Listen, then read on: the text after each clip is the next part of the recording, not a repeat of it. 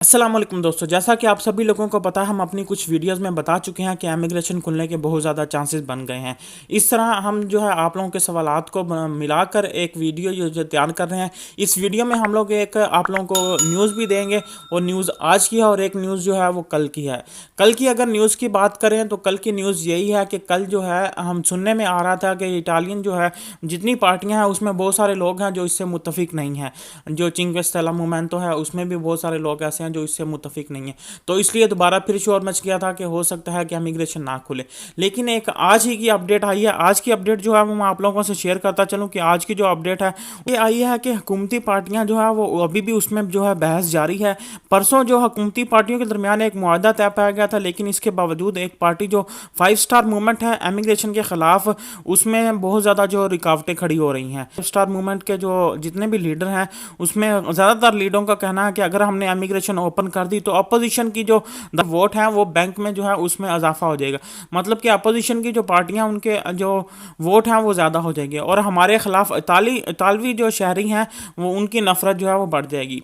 5 star movement के leader जो creamy हैं उनका कहना है कि मुझे मुआहदा का मसूदा ही पसंद नहीं है। लेकिन आज सुबह से ये दोबारा जो है वो बहस जारी है, जिससे ये जाहिर होता था कि शायद ये इमिग्रेशन वाला मसला जो है वो ब्रेक का शिकार हो जाए या इसको कोई स्टॉप लग जाए। लेकिन थोड़ी देर पहले जो है वज़ीर आज़म इटली के जुज़ेप्पे कोंते ने एक हौसला अफजा जो है वो बयान दिया है। उन्होंने कहा है कि अगर हम तारिकीन वतन शहरियों को रेगुलाइज नहीं करेंगे तो इटली में गैर कानूनी काम की रोकथाम मुमकिन नहीं हो सकेगी। हम इटली में गैर कानूनी काम को रोक ही नहीं पाएंगे। आज शाम भी इसी सिलसिले में मीटिंग जो है जारी रहेंगे, लेकिन पार्टियों की आपसी जो जंग है उसमें भी वज़ीर आज़म का बयान यही आया कि उन्होंने कहा है कि आखिर में फैसला मुझे ही करना है। तो इसलिए उम्मीद है कि कोई ना कोई अच्छी जो है खबर सुनने को मिलेंगी ये कुछ ही दिनों में। तो अभी बढ़ते हैं कि अगर ये इमिग्रेशन खुल जाती है कि आप लोग इसको किस तरीके से अप्लाई कर सकते हैं, आप लोगों को कितनी फ़ीस अदा करनी होगी, कितने टाइम की सोजोर्नो जो है वो आपको मिलेगी। तो इसलिए जो है आप लोगों के सारे सवालात उम्मीद है कि इसमें क्लियर हो जाएंगे। तो वीडियो को लास्ट तक ज़रूर देखिएगा। फिर भी अगर आपका कोई सवाल रह जाए तो आप जो है कमेंट्स करके हमें पूछ सकते हैं। सबसे पहले हम लोग बात करते हैं कि अगर ये सोजोर्नो अगर इमिग्रेशन खुल जाती है तो कौन कौन लोग हैं जो इसको अप्लाई कर सकते हैं। सबसे पहले कैटेगरी तो मैं आप लोगों को बता चुका हूँ अपनी पहली वीडियो में भी कि ज़रात वाले शामिल हैं। तो ज़रात वालों के साथ साथ जो है डोमेस्टिक लवोरो वाले वो भी इसके अंदर शामिल हैं, जो कि बदानते कोल बदानते वाले आते हैं। उसके बाद रह गई दूसरे सेक्टर वाले। दूसरे सेक्टर वाले उम्मीद है कि वो सभी के सभी इसमें आ जाएंगे, क्योंकि 5 लाख की तादाद है। तो 5 लाख की जो तादाद है, और टोटली इटली में जो गैर मुल्की मौजूद हैं वो 6 लाख हैं। जब 6 लाख इटली में मौजूद हैं तो 5 लाख जो लोगों को लीगलाइज किया जाएगा, उसमें आहिस्ता आहिस्ता करके सारी के सारी जो है वो कैटेगरी शामिल कर लेंगे। और इसमें आप लोगों को जो है 2 किस्म की सोजोर्नो दी जाएंगी।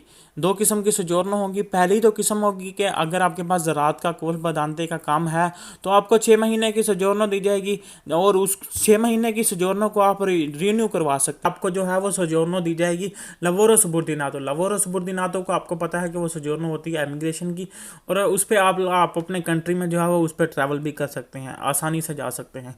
तो वो आपके जो है उस पर डिपेंड करेगा कि आपका कॉन्ट्रैक्ट कितना है। अगर तो आपका कॉन्ट्रैक्ट 1 साल का है तो आपको साल की सोजोर्नो इशू की जाएगी लवोर सबुर्दिनातों की।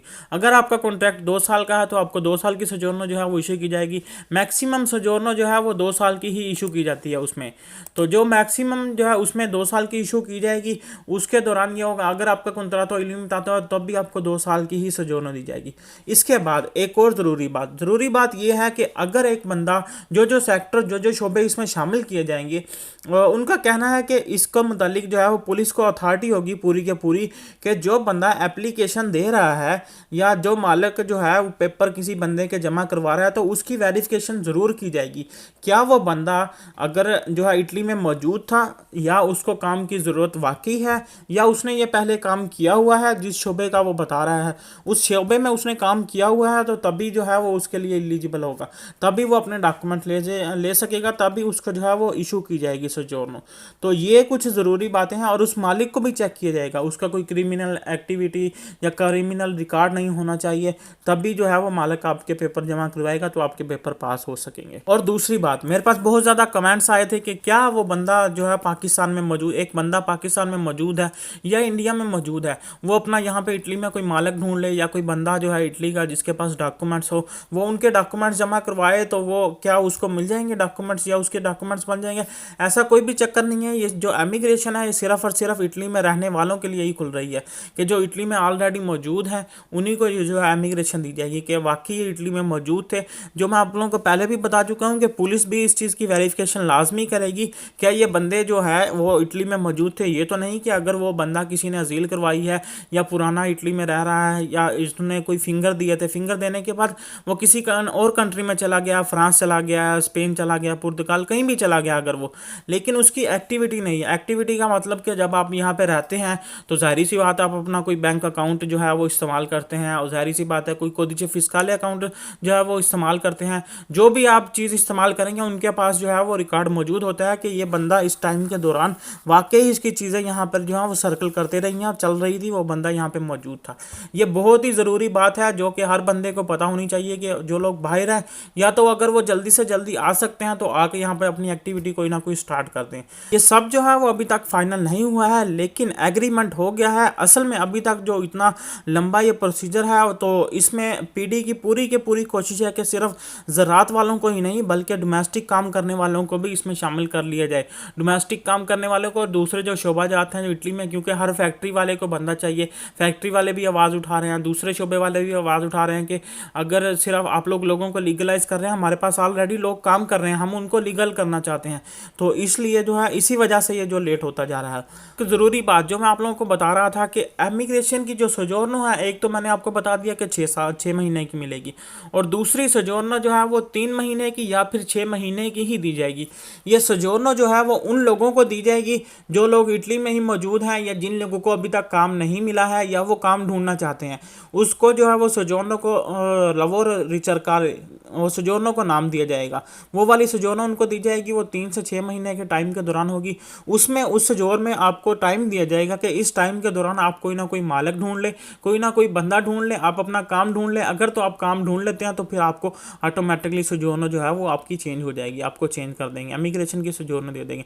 और अभी बात करते हैं कि फ़ीस की, आपको फ़ीस कितनी देनी पड़ेगी, कि इमिग्रेशन अगर आप अप्लाई करते हैं तो किसी सबसे ज़रूरी बात कि अगर आप किसी पाकिस्तानी एजेंट के ज़रिए या किसी इंडियन का मुझे नहीं पता, लेकिन अगर किसी अपने जो है बंदे से आप लोग करवाएंगे, कॉन्ट्रैक्ट लेंगे, जाहिर बात है वो आपसे पैसे लेगा, तो वो अपनी एजेंटी के चक्कर में जो है वो आपका ज़्यादा खर्चा करवाएगा।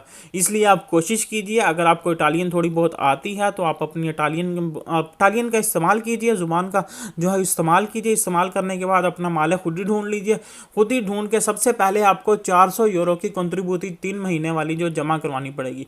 वो जो 400 यूरो की कंट्रीब्यूटी आपको जमा करवानी पड़ेगी वो आप खुद अपने पास से भी दे सकते हैं, या अगर आपका मालिक दे सकता है तो ठीक है, अच्छी बात है। अच्छा सा मालिक ढूंढ लिए, मालिक ढूंढ के आप 400 यूरो की कंट्रीब्यूटी खुद अपने पास से जमा करवा दीजिए।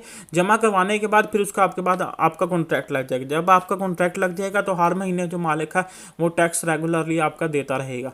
तो ये जो सूरतें हैं, ये जो फीस ही लगेगी आपकी कि सबसे शुरू में जो है वो 400 यूरो की आपकी कंट्रीब्यूटी लगानी है। बाकी जो आपकी जो छोटी मोटी जो किट होगी उसके बाद जो है आपने मार्को दी बोलो लगानी है, ये सब मिलाकर 600-700 यूरो तक आपका खर्चा होगा। गवर्नमेंट जो है वो उसने 400 यूरो इसीलिए फीस रखी है कि इस वक्त लोगों के पास काम नहीं है। ये कोरोना वायरस की वजह से लोगों के जो है वो पैसे जो थे वो ख़त्म हो चुके हैं, तो इसलिए उन्होंने फ़ीस बहुत ज़्यादा कम रखी है, 400 यूरो की जो कंट्रीब्यूटी रखी है। वरना जो है 2012 में 1000 यूरो इन्होंने जो है फ़ीस रखी थी। तो ये थी आज की अपडेट। उम्मीद है कि आप लोगों के सवालात सारे के सारे सभी जो हैं वो क्लियर हो चुके होंगे। मिलते हैं अगली वीडियो में। अगर कोई सवाल रह चुका हो तो आप लोग हमें कमेंट्स करके पूछ सकते हैं। तो तब तक के लिए अपना ख्याल रखिए। अल्लाह हाफिज़।